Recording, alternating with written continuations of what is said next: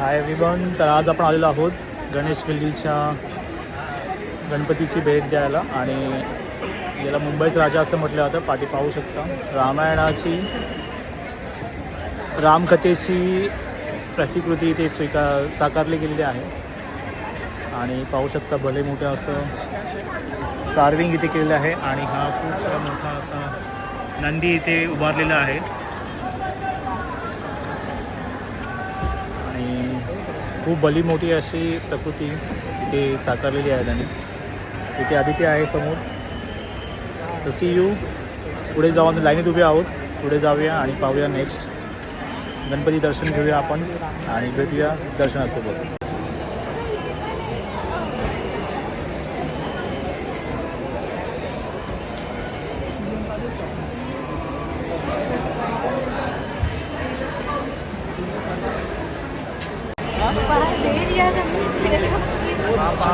अच्छी मांग ली थी तुमने नहीं वो कलेक्ट करने की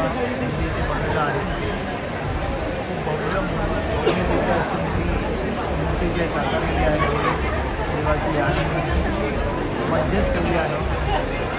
आपण जाऊया पुढे मुंबई बाप्पाच्या दर्शनाला.